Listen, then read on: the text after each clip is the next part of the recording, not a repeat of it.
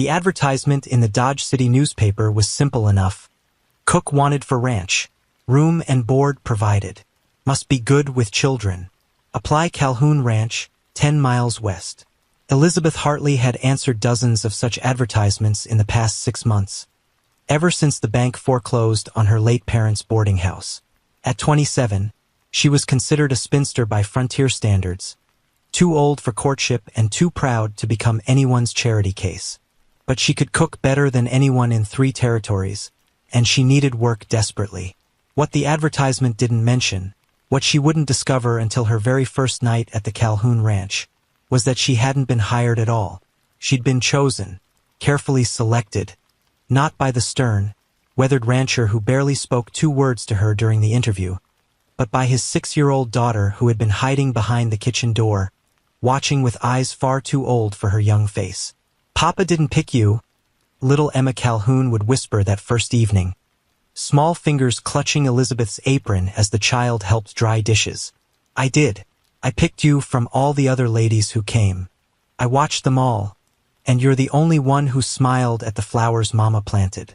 The only one who didn't look at our house like it was broken." Elizabeth's hands had stilled in the dishwater, her heart suddenly pounding. "What do you mean, you picked me?" Emma's response would change everything. "I picked you to be my mommy. I've been praying real hard, and God sent you. Papa just doesn't know it yet. That was 3 months ago. 3 months of cooking meals and mending clothes and slowly, carefully, becoming part of a family that didn't know it was healing. 3 months of watching a stone-faced rancher slowly crack around the edges, his rare smiles becoming less rare. 3 months of falling in love with a little girl who'd lost her mother to fever 2 years prior, and falling, despite every reasonable protest her mind could muster, for the silent, broken man who was learning to live again. But tonight, everything was about to change. Because tonight, Elizabeth would discover the truth about Emma's mother, about why Jacob Calhoun hired a cook when what he really needed was something far more complicated. And tonight, she would have to decide if she was brave enough to fight for a family that had chosen her, even when she didn't know she was being chosen. The story of how a practical cook became a mother, and how a motherless child became a matchmaker, starts on a dusty September morning in 1883, when Elizabeth Hartley stepped off a wagon and into a life she never imagined. The Calhoun Ranch wasn't what Elizabeth expected. Most working ranches she'd encountered were rough, purely functional places where beauty was an afterthought to survival. But as the supply wagon crested the final hill and the ranch came into view, Elizabeth saw something different. The main house was a solid 2-story structure built from honey-colored logs, with a wide porch that wrapped around 3 sides. But what caught her attention immediately were the flower beds. Roses climbing a trellis, black-eyed Susans nodding in the September breeze, and marigolds creating borders of gold around the porch steps. Someone had loved this place once. Someone had tried to make it beautiful. "Calhoun Place," the wagon driver announced unnecessarily. "You sure about this, Miss Hartley? It's pretty isolated out here. Nearest neighbor is 5 miles down the valley." "I'm sure," Elizabeth replied, though her stomach fluttered with nerves. She'd left Dodge City with everything she owned packed into 2 worn carpetbags, a humbling reminder of how far she'd fallen since her parents' deaths. Jacob Calhoun emerged from the barn as the wagon rolled to a stop. He was tall and lean, probably in his mid-30s, with sun-darkened skin and eyes the color of weathered denim. His dark brown hair needed cutting, and he moved with the careful economy of motion that came from years of hard physical labor. He wasn't handsome in the conventional sense. His features were too rough, too careworn, but there was something solid about him, something dependable. "Miss Hartley?" His voice was deep and rough from disuse, as if he wasn't accustomed to conversation. "Yes, Mr. Calhoun. Thank you for the opportunity." Elizabeth climbed down from the wagon before he could offer assistance. She'd learned early that accepting help often came with strings attached. Jacob nodded, studying her with an intensity that made her want to fidget. She knew what he was seeing. A woman of medium height with dark blonde hair pulled back in a sensible bun, brown eyes that held both intelligence and weariness, a simple gray traveling dress that had been mended more times than she cared to count. She was plain and practical, exactly what a ranch cook should be. "Can you start today?" he asked abruptly. "Of course, if you'll show me the kitchen." A blur of motion interrupted her. A small girl in a faded blue calico dress burst from the house and skidded to a stop on the porch, staring at Elizabeth with wide eyes. She had her father's dark hair but someone else's delicate features, and those eyes, deep brown and impossibly expressive, held a mixture of hope and fear that made Elizabeth's heart clench. "Emma," Jacob said, his voice softening in a way it hadn't for Elizabeth. "Come meet Miss Hartley. She's going to be cooking for us now." Emma descended the porch steps slowly, her small hands twisted in her skirt.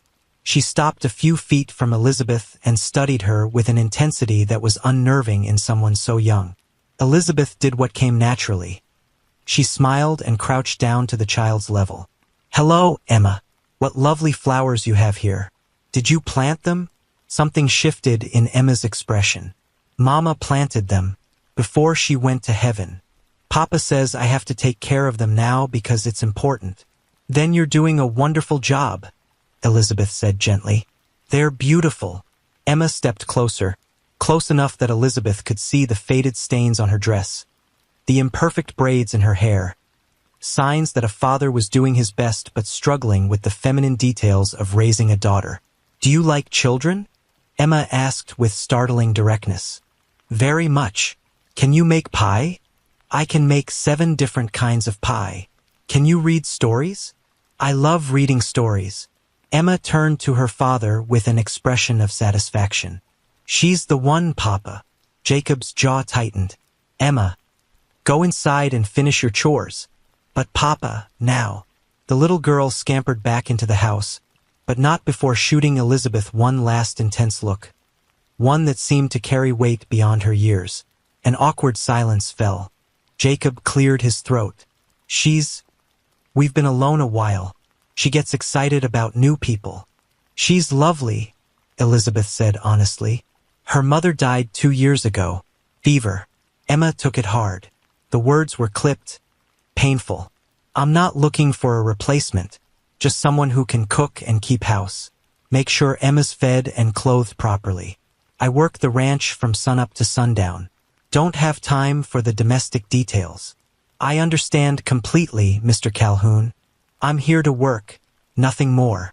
But even as she said it, even as Jacob nodded with visible relief and led her toward the house, Elizabeth felt the weight of Emma's gaze from the window, and she wondered, not for the last time, what exactly she'd walked into. The kitchen was spacious and well-equipped, with a cast-iron stove, a hand pump for water, and shelves lined with mismatched dishes. It was also a disaster. Unwashed dishes were piled in the basin. Flour dusted every surface, and something that might once have been stew had burned to the bottom of a pot. "Been managing on my own," Jacob said, a hint of embarrassment coloring his words. "Not successfully." "I can see that." Elizabeth set down her carpetbags and rolled up her sleeves. "I'll have this sorted out by supper time. What does Emma like to eat?" "Anything that's not burned." It was almost a joke, the first hint of humor she'd seen from him. Elizabeth found herself smiling. "I think I can manage that." Jacob lingered in the doorway, seeming to want to say something more. Finally, he settled on, "Rooms upstairs, second door on the left. Emma's is across the hall. Mine's downstairs off the parlor. Privacy all around." "That's fine." He nodded and left, and Elizabeth was alone in her new kitchen. She stood there for a moment, taking it all in, the worn but sturdy furniture, the view through the window of rolling grassland and distant mountains, the lingering scent of coffee and wood smoke that seemed to define the house. A home. This was someone's home once. Could it be mine? The thought surprised her with its intensity. She pushed it aside and got to work. Elizabeth fell into the rhythm of ranch life more easily than she'd expected. She rose before dawn to start breakfast. Strong coffee, eggs, bacon, and fresh biscuits that made Jacob's eyes widen with surprise on that first morning. She packed lunch for him to take to whatever corner of the ranch demanded his attention. She spent her afternoons cooking, cleaning, mending, and gradually bringing order to a household that had been limping along on survival for too long. But the work wasn't what defined those first days. Emma was. The little girl was everywhere Elizabeth went, a small shadow with watchful eyes and endless questions. She helped with dishes, standing on a stool to reach the basin. She helped with cooking, usually creating more mess than assistance, but doing so with such earnest concentration that Elizabeth couldn't bring herself to discourage her. She chattered constantly, filling the silence that had apparently dominated the house for 2 years. "Mama used to sing when she cooked," Emma announced on the third day, watching Elizabeth roll out pie dough. "Do you sing?" "Not very well," Elizabeth admitted. "That's okay. I don't mind. Mama wasn't good at singing either, but Papa said it made the house feel alive." Elizabeth's hands stilled. "Would you like me to sing?" Emma nodded vigorously. So Elizabeth sang. Old hymns and folk songs, her voice soft and slightly off-key, filling the kitchen with sound while Emma beamed as if she'd been given the greatest gift imaginable. Jacob said nothing about the singing, but Elizabeth noticed he started finding excuses to come back to the house more frequently. "Forgot my canteen," he'd say, or "need to check the ledger." He never stayed long, just long enough to stand in the doorway and listen, his weathered face unreadable. On the fourth day, Emma appeared at Elizabeth's bedroom door after supper, clutching a book. "Will you read to me?" Papa tries, but he gets too tired and falls asleep. They sat together on Emma's bed, and Elizabeth read about princes and dragons and far-off kingdoms. Emma curled against her side, small and warm, and Elizabeth felt something crack open in her chest, a longing she'd thought she'd buried years ago. "My mama used to read to me like this," Emma whispered when the story ended. "You smell different than her. She smelled like lilacs. You smell like cinnamon. Is that all right?" Emma considered this seriously. "Yes, I like cinnamon." "Emma." Jacob's voice from the doorway made them both jump. He stood there in his stocking feet, looking uncomfortable. "Don't be bothering Miss Hartley.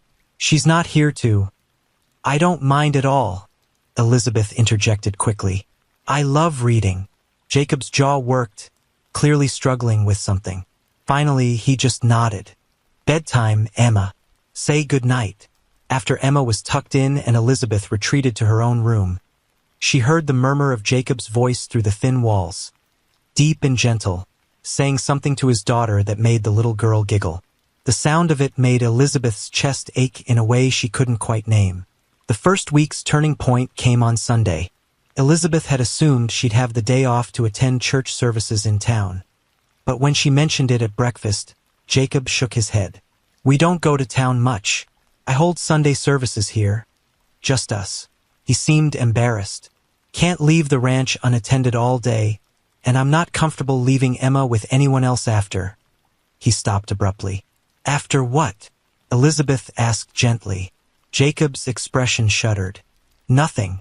Just prefer to keep her close." But Emma, with a child's inability to maintain adult secrets, piped up. "After Widow Henderson tried to marry Papa and was mean to me when he wasn't looking." "Emma!" Jacob's voice was sharp. Elizabeth's mind raced. So there had been other women. Women who'd tried to catch the widowed rancher. And Emma had been hurt by it. "I'm sorry," Jacob said stiffly. "Emma shouldn't have." "It's quite all right," Elizabeth said firmly. "And for what it's worth, Mr. Calhoun, I'm here to cook and keep house. Nothing more. You've made that very clear, and I respect it completely." She meant it, or at least she tried to.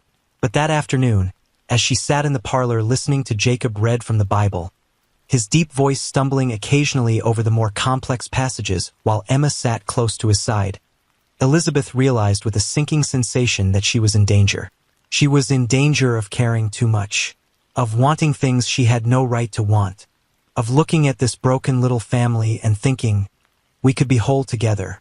That night, for the first time since arriving, Elizabeth let herself cry into her pillow, mourning for the life she'd lost, for the future she'd never have, and most of all, for the family she was falling in love with that could never truly be hers.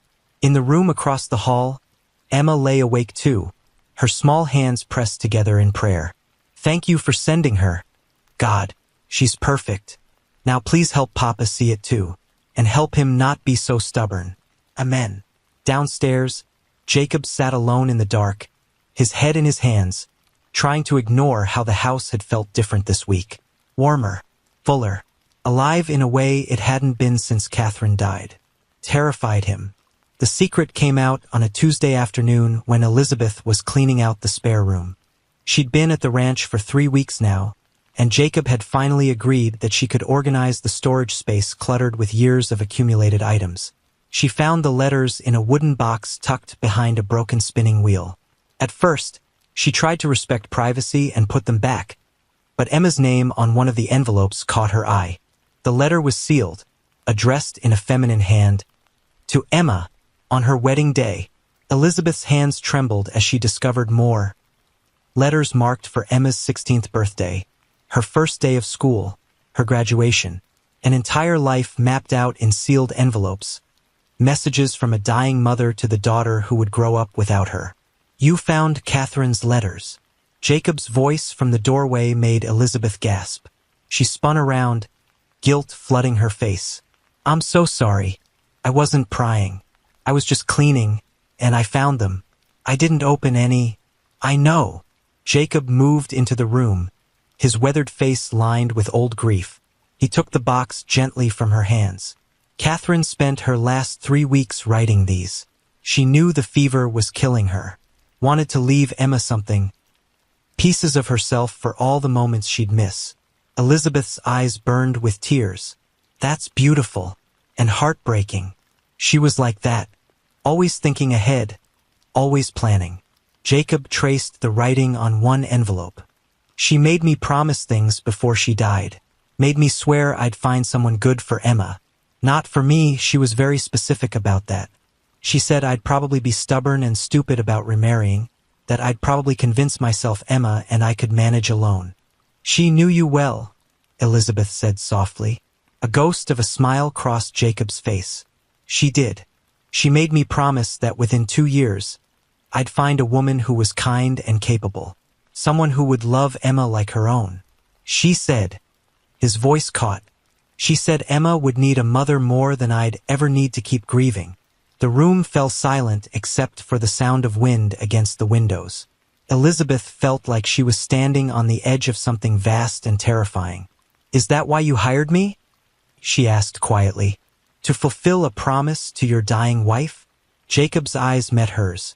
Those storm blue eyes that had barely looked at her during those first days but now seemed to see too much. I hired 7 women before you. Good cooks, all of them. Perfectly qualified. Emma rejected every single one. What do you mean, rejected? She'd find reasons. This one laughed wrong. That one didn't notice the flowers. Another one mentioned how she'd changed things around the house. Emma has a list hidden under her mattress, qualities the new mama needs to have. I wasn't supposed to know about it, but I found it one day changing her sheets. Elizabeth's heart was pounding now. What's on the list? Jacob's expression was complex. Part amusement, part pain, part something that looked dangerously like hope. Has to like Mama's flowers. Has to smile real. Has to not think Papa's ranch is broken. Has to read good stories. Has to make Papa laugh because he forgot how. He paused. Has to have kind eyes. The air felt too thin. Elizabeth couldn't seem to catch her breath. Jacob, Mr. Calhoun. I can't. I'm not asking you to marry me, Jacob said quickly. I know you came here for work. Not this. He gestured vaguely. But I think you should know the truth. Emma picked you. Has been picking you since before you even arrived. She convinced me to put that advertisement specifically in the Dodge City paper because she overheard Mrs. Henderson at the general store mention that a woman there made the best pies in Kansas. Emma tracked down every detail she could. She's 6 years old. She's 6 going on 60. Grief ages children. Jacob's voice was rough. And she's been matchmaking without my permission or yours. I thought you deserved to know what you walked into. Elizabeth sank down onto a crate, her legs suddenly unsteady. So everything, the job, coming here, all of it, was orchestrated by a 6-year-old? A 6-year-old who wants a mother so badly she's willing to manipulate her fool father into finding one. Jacob ran a hand through his hair. I'm sorry. If you want to leave, I'll pay you for a full month and arrange transportation back to Dodge City. You didn't sign up for this. But Elizabeth was thinking about Emma's watchful eyes, about small hands helping with dishes, about the feeling of a child curled against her side during story time. She was thinking about how the house felt when Jacob came in for lunch and the three of them sat together. How something broken had started to feel less broken. What do you want? She asked quietly. Jacob was silent for so long she thought he wouldn't answer. When he finally spoke, his voice was barely above a whisper. I want to stop feeling guilty for noticing that you have the kindest eyes I've ever seen. I want to stop pretending that I don't listen for your voice when I'm working. I want my daughter to have a mother who loves her. And I want. He stopped, swallowed hard. I want to stop being so damned lonely. Elizabeth looked up at him, this broken man who was trying so hard to be strong, and felt her own careful walls crumbling. I don't want to leave. No, no. She stood, facing him. But we need to be honest, not play games or pretend. Emma's been honest about what she wants. Maybe we owe her the same honesty. Jacob nodded slowly. Then I'll be honest.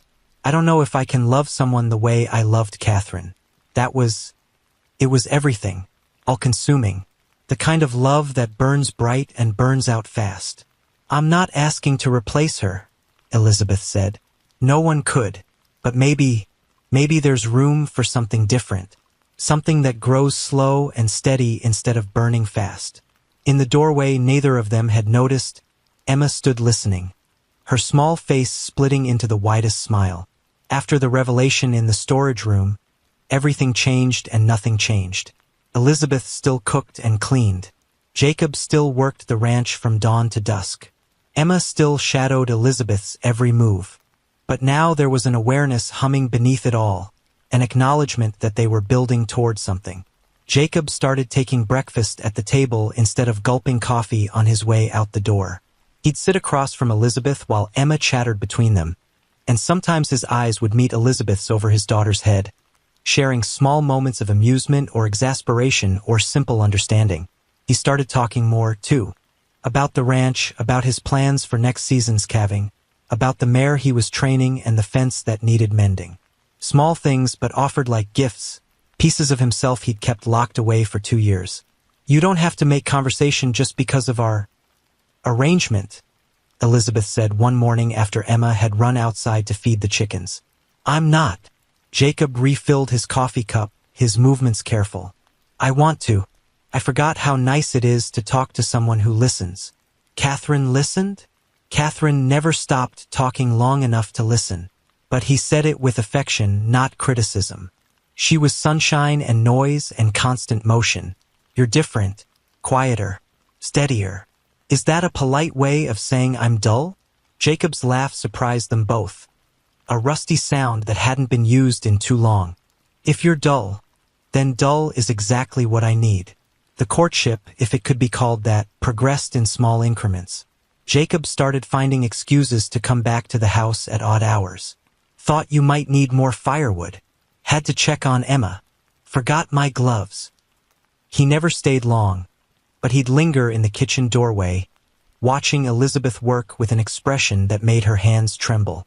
Elizabeth found herself taking extra care with her appearance, wearing the nicer of her 2 work dresses, letting her hair down in the evenings instead of keeping it in its tight bun, humming the songs Jacob seemed to like best. Emma observed it all with the satisfaction of a master strategist seeing her plans come to fruition. She started engineering situations that pushed her father and Elizabeth together. Papa, you should teach Miss Elizabeth to ride, so she can come check the north pasture with us. Miss Elizabeth, Papa's really good at fixing things. You should ask him about that squeaky door. We should all go to the creek on Sunday for a picnic, because Mama used to love picnics. The picnic was Emma's masterstroke. The 3 of them rode out on a warm October Sunday. Elizabeth awkwardly perched on the gentle mare Jacob had insisted was safe enough for a beginner. They spread a blanket under cottonwood trees turned gold with autumn, and Emma immediately ran off to wade in the shallow creek, leaving the adults alone. "She's not subtle," Jacob observed, watching his daughter splash enthusiastically. "Not even a little bit." Elizabeth unpacked the lunch she'd prepared: fried chicken, fresh bread, apple pie. "Should we be concerned that a 6-year-old is managing our lives?" "Probably." Jacob accepted the plate she offered. "But she's doing a better job than I would have." They ate in comfortable silence, the kind that comes when people are learning to be easy with each other. Elizabeth watched Emma play, golden sunlight catching in the child's dark hair, and felt a fierce protectiveness surge through her. "I love her," she said quietly, surprising herself with the admission. "I know I've only been here a month, but I love her. Is that foolish?" "No." Jacob's voice was rough. "It's what Catherine prayed for, what I've been too scared to hope for." "And what about us?" Elizabeth turned to look at him directly. "Where do we go from here?" Jacob set down his plate and shifted closer, close enough that she could see the gray threading through his dark hair, the fine lines around his eyes from years of squinting into the sun. "I think we keep doing what we're doing, getting to know each other, letting this grow naturally instead of forcing it. That's very sensible. But..." He reached out slowly, giving her time to pull away, and brushed a strand of hair from her face. "I should probably tell you that every night when I'm lying in my bed downstairs, I think about the fact that you're right upstairs, that your voice is the last thing I hear before I sleep and the first thing I want to hear in the morning. That somewhere along the way you stopped being the cook and started being necessary." Elizabeth's breath caught. "Jacob, too much." He started to pull his hand back, but she caught it, held it against her cheek. "Not enough," she whispered. He kissed her then, soft and careful, like she was something precious that might break. It wasn't the passionate embrace of romance novels. It was sweeter than that, more tentative. A first kiss between two people who'd been broken and were learning to be whole again. From the creek, Emma's voice rang out. "Finally! I thought you'd never kiss her, Papa." They broke apart, both laughing despite their embarrassment. Emma stood in the creek, hands on her hips, looking ridiculously pleased with herself. "That child," Jacob shook his head, but he was grinning, "is going to run us both ragged." Elizabeth finished. "Probably." Jacob stood and offered his hand to help her up. "Want to do it anyway?" Elizabeth looked at his outstretched hand, at the hope in his eyes, at Emma dancing in the creek. She thought about the life she'd lost and the life she'd found in its place. About how sometimes the best things come from the worst circumstances. About how a 6-year-old's prayers could reshape a future. She took his hand. "Yes, I really do." Emma's cheer echoed across the valley, scattering birds from the trees and making both adults laugh. As they packed up the picnic and headed home, a family in all but name, Elizabeth realized that she'd stopped thinking of the Calhoun Ranch as a place she worked. It had become home. The trouble arrived with the first snow in mid-November. Elizabeth was rolling out pie dough when she heard a wagon approaching. Through the window, she saw a woman climbing down. Attractive, perhaps 40, with an air of proprietary confidence that immediately set Elizabeth on edge. "Is Jacob home?" the woman asked when Elizabeth opened the door, not bothering with pleasantries. "Mr. Calhoun is out mending fences. May I help you?" The woman's eyes swept over Elizabeth with undisguised assessment. "So you're the new cook. I'm Pauline Henderson. I'm sure you've heard of me. Widow Henderson." The woman Emma had mentioned, the one who'd been mean when Jacob wasn't looking. Elizabeth's protective instincts flared. "Mr. Calhoun mentioned you, yes. I've come to discuss something important with Jacob. I'll wait." Pauline pushed past Elizabeth into the house without invitation, removing her gloves with practiced elegance. "My, you have been busy. The house looks quite different." "I try to keep things tidy." Elizabeth followed her into the parlor, uncomfortable with this invasion. "Where's Emma?" "Napping upstairs." "Good. Then we can speak frankly, woman to woman." Pauline settled into Catherine's rocking chair with the ease of someone who'd sat there before. I don't know what your arrangement with Jacob is, but I think you should know that he and I have an understanding. I'm not aware of any such understanding.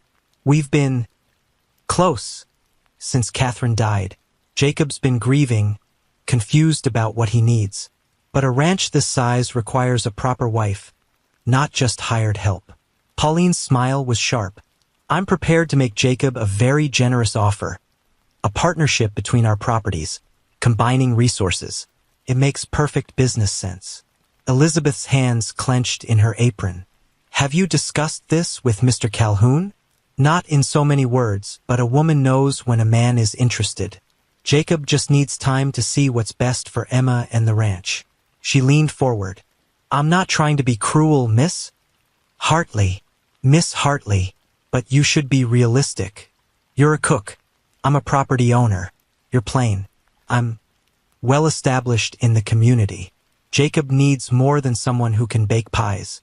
He needs a partner who can help him build something lasting. Before Elizabeth could respond, a small voice from the stairs cut through the tension. You're the mean lady who pinched me.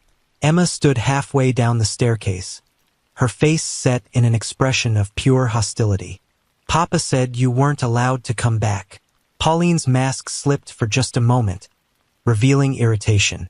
Emma, sweetheart, you misunderstood what happened before. I would never. You said I was spoiled and badly raised, and if Papa married you, you'd teach me proper discipline. Emma descended the rest of the stairs and moved to Elizabeth's side, taking her hand. And you said my mama was foolish for wasting time on flowers and books when she should have been thinking about practical things. Elizabeth felt rage flood through her. She squeezed Emma's hand and found her voice, steady despite her anger. Mrs. Henderson, I think you should leave. You have no authority. This is my home. Emma's voice was surprisingly strong. Miss Elizabeth lives here. You don't. Please leave.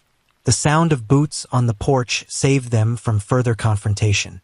Jacob walked in, stopping short when he saw Pauline. His expression went cold in a way Elizabeth had never seen. What are you doing here? His voice could have frozen water. Jacob, darling, I came to discuss. I told you last year that you weren't welcome on my property. That hasn't changed. Be reasonable. We could. I said no then, and I'm saying no now. Whatever you think we had or could have, you're wrong. Jacob's jaw was set like stone. You hurt my daughter. You disrespected my wife's memory. That's unforgivable. Pauline stood, her composure cracking. You're choosing a cook over me? Over a real partnership. I'm choosing my family. Jacob moved to stand beside Elizabeth and Emma, creating a united front. Elizabeth is more than a cook. She's everything Emma needs and everything He stopped, swallowed. She's what we need. Now leave. After Pauline's wagon disappeared down the road, Elizabeth realized she was shaking. Jacob's hand found her shoulder, warm and steady. I'm sorry. I should have warned you she might try something like this. Emma warned me. Indirectly. Elizabeth looked down at the little girl still clutching her hand. Are you all right, sweetheart? I'm good. Emma beamed. Papa said you're what we need. Does that mean you're going to stay forever? Jacob and Elizabeth's eyes met over Emma's head. In his gaze, Elizabeth saw the same question, the same hope. Yes, Elizabeth said firmly. I'm staying forever. Jacob's hand tightened on her shoulder, and Elizabeth knew that whatever challenges lay ahead, they would face them together. The three of them, a family built not by blood or obligation, but by choice. And sometimes choice was the strongest foundation of all. Christmas came to the Calhoun ranch with fresh snow and the smell of pine boughs Elizabeth and Emma had draped over every surface. Elizabeth had been there for 3 months now, and the house had transformed from a place of survival into a home filled with warmth and laughter. Emma had stopped saying Miss Elizabeth and started calling her Beth, which somehow felt more intimate than any formal title. Jacob had started taking Elizabeth's hand when they sat together in the evenings, his calloused fingers intertwining with hers, while Emma played with her dolls nearby. Small touches had become common.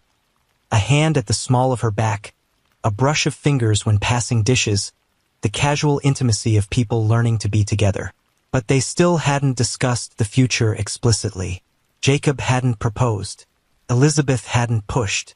They existed in a comfortable present, both perhaps afraid to jinx whatever magic was building between them. On Christmas Eve, after Emma had finally fallen asleep, giddy with excitement about the rag doll Elizabeth had sewn and hidden, Jacob asked Elizabeth to come sit with him on the porch. She wrapped a shawl around her shoulders and joined him on the bench he'd built years ago for Catherine. "Cold night," she said, more to fill the silence than because it needed saying. "Yeah." Jacob was quiet for a moment. Then, "Elizabeth, I need to tell you something." Her heart clenched. "All right. When Catherine died, I thought I was done. Done loving, done living, done with everything except making sure Emma survived. I went through motions for 2 years just existing." He turned to face her, his expression vulnerable in the moonlight. "And then you came here, and slowly, without me even realizing it was happening, I started living again. Jacob, let me finish, please." He took both her hands in his. "You made me laugh again. You made this house feel like home instead of a tomb. You loved my daughter like she was yours from the first day. And somewhere along the way I fell in love with you. Not the same way I loved Catherine, you were right about that. This is different, steadier, deeper maybe, like you're the foundation I didn't know I needed." Tears were streaming down Elizabeth's face now. "I love you too, both of you, so much it terrifies me. Then marry me. Not because Emma orchestrated this or because Catherine wanted it or because it's convenient. Marry me because I love you and I want to spend every day for the rest of my life with you." "Yes." Elizabeth laughed through her tears. "Yes, of course, yes." Jacob kissed her then, deep and sure, the kind of kiss that held promises and futures. When they finally broke apart, they heard a window sash sliding open above them. "It's about time." Emma's voice rang out into the night. "I've been waiting forever." "Emma Calhoun, you're supposed to be asleep," Jacob called up, trying to sound stern but failing miserably. "How could I sleep when you were finally going to propose? I've been listening at the window for an hour." Elizabeth burst into laughter, leaning against Jacob's shoulder. "We're going to have our hands full with that one. You have no idea." But Jacob was grinning. "Emma, get back to bed or Santa won't come." "Santa's not real, Papa. I'm 6, not a baby. But I'll go to bed anyway because I'm going to have a mama." The window slammed shut, followed by the sound of jubilant jumping that made the ceiling creak. Jacob and Elizabeth sat together in the cold, wrapped in each other's arms, while inside Emma celebrated with the pure, unrestrained joy that only children can muster. Above them, stars wheeled across a clear winter sky, and somewhere in the cosmos, perhaps Catherine Calhoun smiled, knowing her prayers had been answered. "When should we get married?" Elizabeth asked. "Soon, after Christmas. I don't want to wait." Jacob's arms tightened around her. "Is that too fast? After everything we've been through?" "No, it's exactly right." Elizabeth tilted her face up to his. "Besides, I think Emma might stage a rebellion if we make her wait too long." Valid point.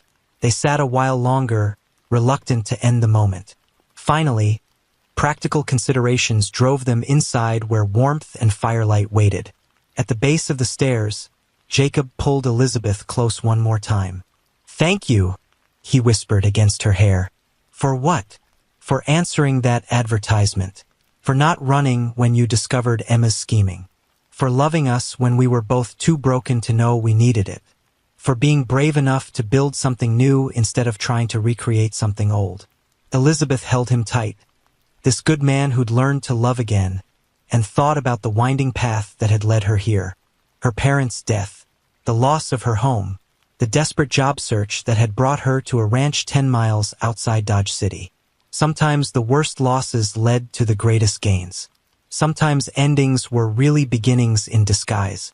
And sometimes, if you were very lucky, a 6-year-old's prayers and a cowboy's wounded heart could add up to something that looked remarkably like destiny. Upstairs, Emma finally settled into bed, clutching the rag doll she discovered hidden in Beth's sewing basket. She'd known about it for weeks, but had pretended surprise anyway because Beth had worked so hard on it. Tomorrow was Christmas. In a few weeks, there would be a wedding. And then, finally, officially, she'd have what she'd been praying for since Mama died. Family. Whole and healed and full of love. Emma smiled into the darkness and whispered one last prayer. Thank you, God. And Mama, if you can hear me, she's perfect. Just like you knew she would be. They married on a bright January morning in the Calhoun parlor, with the circuit preacher and half of Dodge City in attendance. Emma served as flower girl, scattering dried rose petals from Catherine's garden with solemn ceremony. When the preacher asked if anyone objected, Emma announced loudly, "Don't even try. I picked her myself, and my picking is very good." The guests laughed, and Jacob and Elizabeth exchanged vows with tears in their eyes and joy in their hearts. The ranch prospered over the years. Elizabeth's skills extended beyond cooking.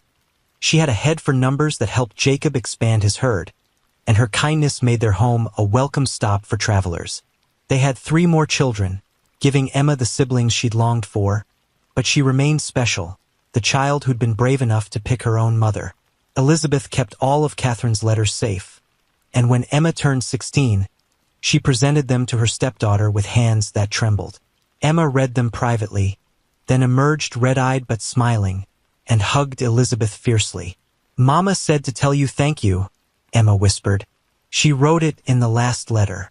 She said, "To whoever is reading this to Emma, thank you for loving my baby and my Jacob. Thank you for being brave enough to heal my family. You are the answer to every prayer I prayed in the darkness." Years later, when Emma had children of her own and brought them to visit the ranch, she'd tell them the story of how she'd picked her own mother, how she'd prayed and planned and orchestrated until God and a want ad and a woman from Dodge City had combined to give her exactly what she needed. Love isn't always born, Emma would tell her grandchildren. Sometimes it's chosen. Sometimes a child knows better than adults what a family needs. And sometimes, the best thing that ever happens to you starts with a simple want ad and a little girl who refused to settle for anything less than perfect. The ranch house still stood, weathered but strong, flowers still blooming every summer where Catherine had planted them and Elizabeth had tended them. And on quiet evenings, if you listened carefully, you could still hear the echoes of laughter and love. The sound of a family that had chosen each other and, in choosing, had found their way home.